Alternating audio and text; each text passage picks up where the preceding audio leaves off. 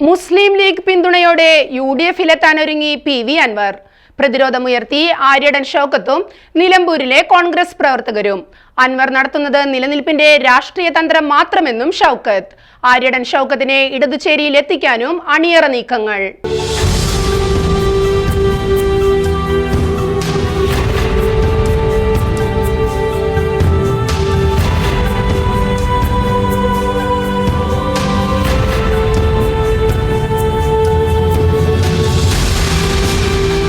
മുസ്ലിം league നേതൃത്വത്തിൽ നിന്ന് പച്ചക്കൊടി കിട്ടിയതോടെ PV അൻവറിന്റെ UDF പ്രവേശനം ഏതാണ്ട് ഉറപ്പായിരിക്കുകയാണ്.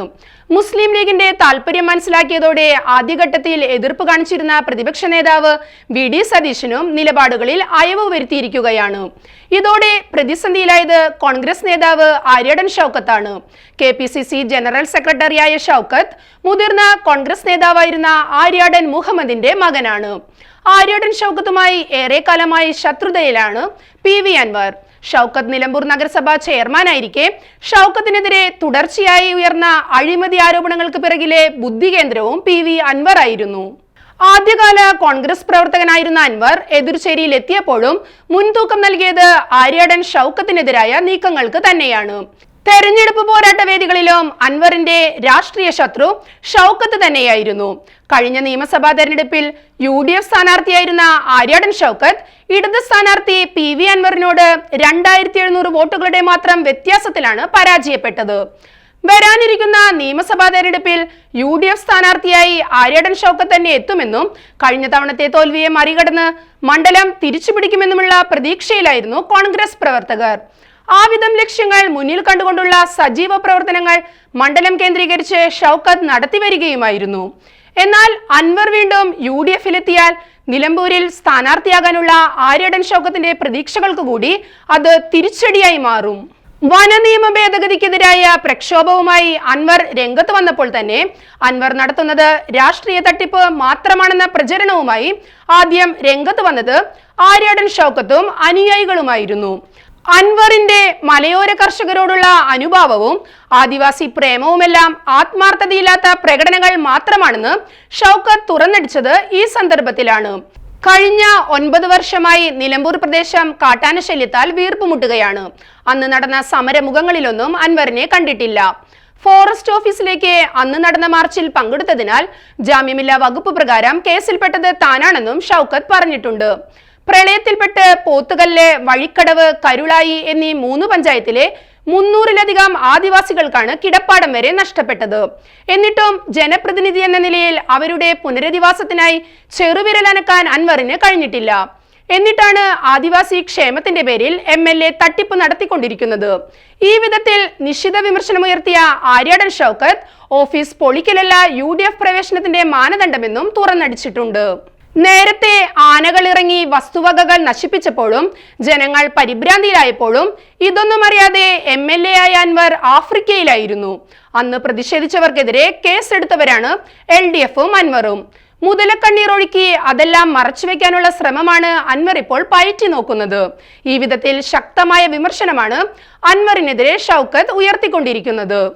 PV അൻവറിന് വേണ്ടി കോൺഗ്രസിന്റെ വാതിലുകൾ തുറന്നുകൊടുത്താൽ വലിയ തിരിച്ചടി ഉണ്ടാകുമെന്ന താക്കീതുമായി നിലമ്പൂരിലെ വലിയ വിഭാഗം കോൺഗ്രസ് പ്രവർത്തകരും രംഗത്ത് വന്നു കഴിഞ്ഞു. പിണറായി വിജയനോട് തെറ്റിയപ്പോൾ മാത്രമാണ് അൻവറിന് കോൺഗ്രസിനോടും നിലമ്പൂരിലെ ജനങ്ങളോടും സ്നേഹം തോന്നിയതെന്നും ഈ വിധം തട്ടിപ്പുകൾ ജനങ്ങൾ തള്ളിക്കളയുമെന്നുമാണ് കോൺഗ്രസിന്റെ നിലമ്പൂർ മണ്ഡലം സെക്രട്ടറി മാനു മൂർഖന്റെ നേതൃത്വത്തിലുള്ള കോൺഗ്രസ് പ്രവർത്തകരുടെ നിലപാട്.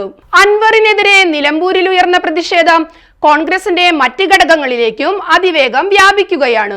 ഇടതുമുന്നണിക്കൊപ്പം നിന്നപ്പോൾ അൻവർ നടത്തിയ ആക്ഷേപങ്ങൾ അത്ര വേഗം മറക്കാനാവില്ലെന്നാണ് അവരുടെ നിലപാട്.